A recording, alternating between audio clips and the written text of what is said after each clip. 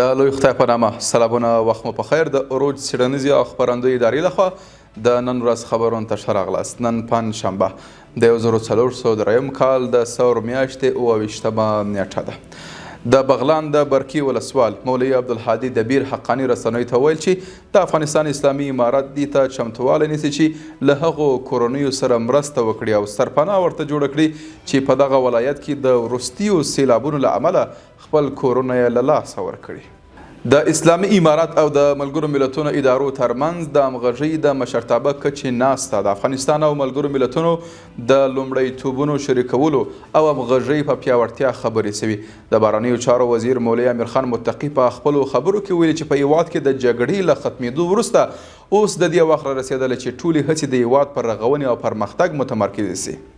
نوموړي زیاته کړې سره له دې چې د افغانستان اسلامي امارت په خپل ټول توان هڅه کوي چې هیواد بیرته پر خپلو پښو ودرېږي او په بشري او پرمختیایي ډګرونو کې ځان بسیاته ورسوي.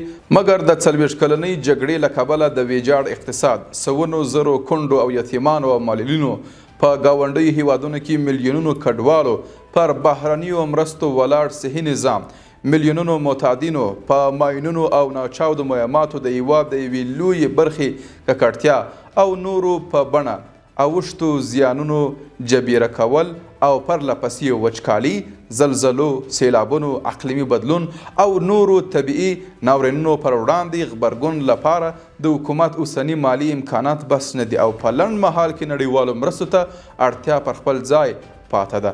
د ملګرو ملتونو د بشري او پرمختیایي برخې مسؤل او د یونما مرستیال انریکا رتواتی د ملګرو ملتونو فعالیتونو ته د زغلنده کتنې ترڅنګ ویلي ملګري ملتونه پر دې کار کوي چې د مرستو نوعیت د بشري مرستو ترڅنګ پرمختیایي مرستو ته واړوي او هغه احصایې په ګوته کړي چې د ملګرو ملتونو مرستې به پر هغو تمرکز کوي.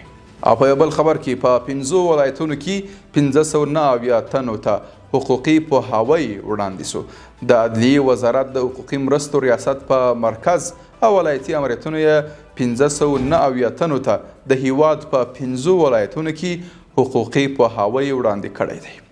او په پای کې له پاکستان او ایران نږدې 3000 افغان کډوال هیواد ته راستنه شوي دي.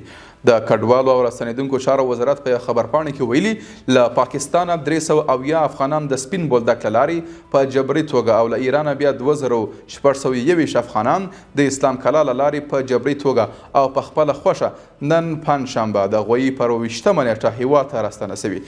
وزارت ویلي له پاکستانه راستنه شوي اړمن افغانان د مرستو ترلاسه کولو په موخه نړیوالو بنسټونو ته ورپېژندل شوي دي. قدرمنو لیدونکو له ملتیا مو مننه. تر بیا ښه وخت او ښې چارې.